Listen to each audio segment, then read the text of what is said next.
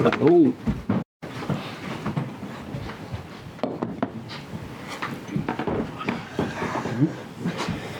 Vincent, nice to have you back. Vincent?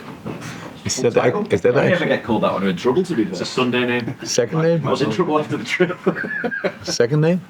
O'Connor. No, I mean... No, I've only got two. I haven't got a middle name. Ah, okay. Yeah. No, we had So I nothing. gave my son two instead. Yeah. Right. Go on. Good. Obviously, we've heard the news that IFAB are set to introduce blue cards for sin bins.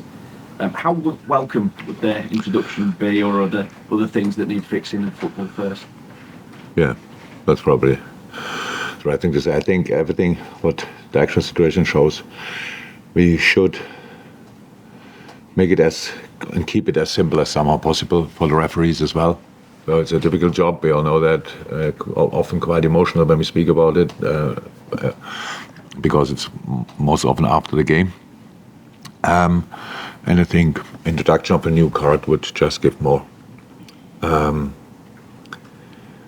opportunities to fail as well, because the discussion will be, it was a blue card, should have been a yellow card, now it's 10 minutes off. In the good old times it would have been a red card, or would have been only a yellow, whatever, these kind of things. Just makes it more complicated. I want to test it, I have no problem with testing. But if that's the first step to agreeing or already being sure that it will happen. But I don't know that, to be honest. I have no idea. I heard yesterday the first time about it. And yeah, doesn't sound like a fantastic idea in the first moment. But actually I can't remember when the last fantastic idea came from these guys. If they ever had one. IFAB. No, I'm 56. Nah, never. Moving on. After the defeat to Arsenal, did it feel like a major setback at the time? And if so, what have you had to do this week to lift the place again, or do your best to ensure you get the response you're looking for this weekend? After all the time in England, I'm still not 100% sure that I understand all the words 100% right. It was a setback. We lost the game, and that it felt like that, definitely. And people told me after that you only lost Tottenham. Before that, it was City. I didn't feel for a second like that. If you want, it felt like we lost in one game, 5 games, but not because of the situation in the table, just because we lost the game and we didn't play a particularly good game.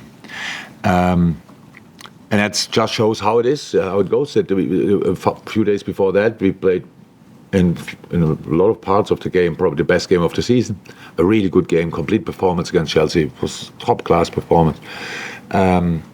Everybody could see the other night how good Chelsea can be if you let them. And they go to Arsenal, and Arsenal played a good game. And we had our parts, but not more. So, and that's obviously something, it's always a challenge for a manager. What are you doing? Ignoring? Or putting the finger properly in? Or whatever, and it's always somewhere in between. We don't take these things lightly and think, oh, it can happen. At Arsenal you can lose. We want to perform better than we did, and that's what we try and we want, and we have to show reaction. That's actually the only good thing about it, that you can react. And that's what we have to do, definitely, 100%. So many things, especially against the ball, was not even close to our standards. People might say we didn't have finished shots on target, which is that's 100% true. But it all comes with the way we defend, and that's why that was the main point we were talking about, and that's exactly what we have to do much better. And if we do that, then we will be better, and that's the first step. And is there any good news on the injury front at the moment? Thiago, what's his situation? Dominic, how's he? And how far away is Mo? I take it, by the way, that Endo's available as well, and no problems there. Yeah, Endo's available. That's good. Besides that, we have a few problems and have to wait. But Thiago obviously is not cool. Everything looked absolutely fantastic in training. we show quite a lot of things. I think on LFC TV, so you can see the training moments, and it looks outstanding. So you think you come on, take him, we have the opportunity, let him play a few minutes, blah blah blah, and then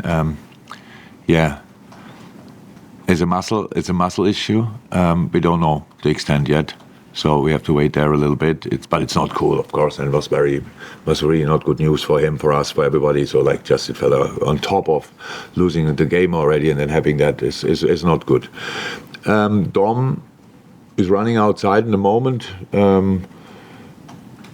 in the winter rain, and it's not ready for tomorrow, of course not. And then we have to see. It's like it always is with these tendon things. They are pretty quickly.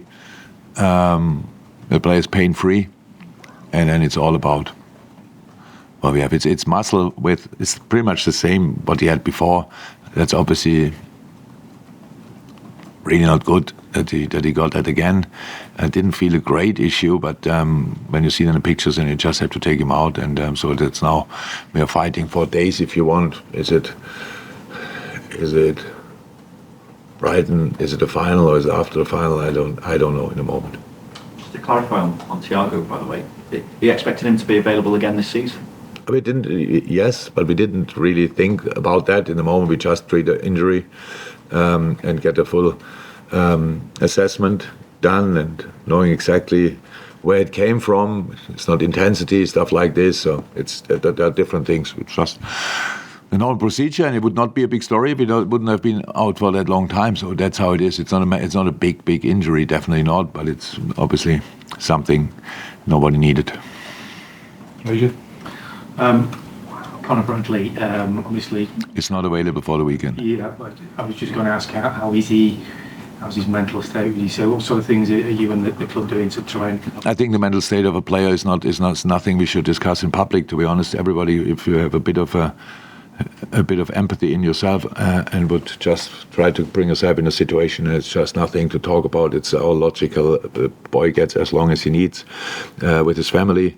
I think from next week on he will be back in training, but we have to see. If he doesn't feel ready for that, then that's fine as well. There's absolutely no rush from us. The only thing we want to do is to support him as much as we can. But in the moment, he's still with his family and is in the best place. As far as Burnley is concerned, I'm sure you saw the result last week where they came back from a couple down against Fulham. How much of a potential banana skin might this be for you, do you think, when they're maybe slowly starting to adapt to the Premier League? Yeah, I think from the outside world, it's probably a proper banana skin for a sports person. It's actually not, because it's an opponent. We respect a lot. I really think Vinny is doing an incredible job there, to be honest. He learned so early in his managing career so many very important things for the career after it. Having all the highs you can have with running through the championship last year like nobody else before, and then getting knock after knock by playing good football, by sticking to their principles. I couldn't respect them. I couldn't buy it more, to be honest. So you see them still playing. Now Fofana scored 2 goals, came on. The game before, I think he was involved in a goal as well. So they have now somebody, looks like that, who can score goals on top of all the other boys. Obviously enough goals. The results are strange. They lose not high. They lose always. If they lose, it's 2-1, 3-2, whatever, these kind of things. So you see there in the game, they will play football. That they do that, and we have to be absolutely spot on. But for us, how I've heard, we will have the next increase of people in the stadium, and which is really nice. I'm not sure when it will be that the stadium is we can fill it completely, but that we can obviously introduce and welcome more people, which will be great. There will be all Liverpool's fans, and I would say we have nothing else to do on Sunday.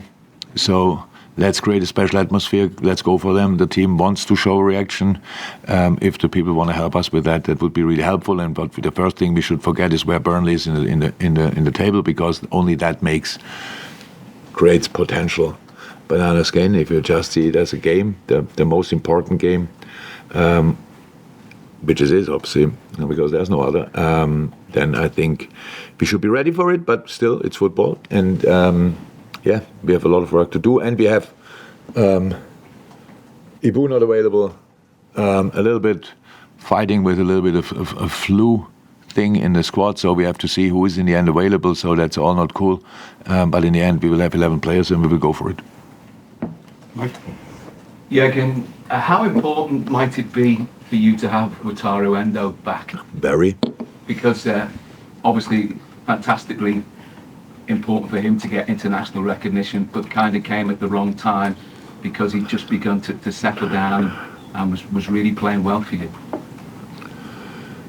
Yeah, from that point of view, might be we will see that might have been the wrong point. But besides that, we came through that period without him pretty well. That was pretty impressive. And Wataru was, before he left, was really super influential on the pitch. Obviously, he gave us the opportunity in a lot of moments to really introduce a lot of offensive players around that because his protection was just exceptional. But the playing side of the game as well. It's his birthday today, turns 31. So looks good since he's back.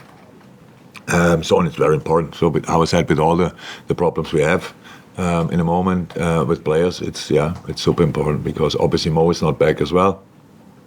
And that means we really need every player. I'm not sure, was it 2 or 3 weeks ago when we sat here and we were talking about the luxury problem of lining up players. If anybody asks me that question again, I kick him out of the room, honestly, because we talk once about what are you doing with that, and a week later we have the complete different situation. That's exactly what we have now.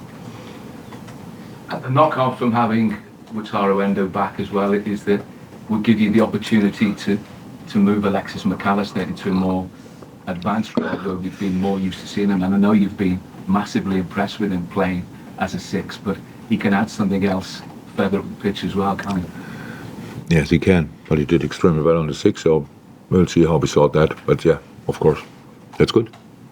I said we need them all, and of course Maka and Wataru can play together as well. There's no doubt about that.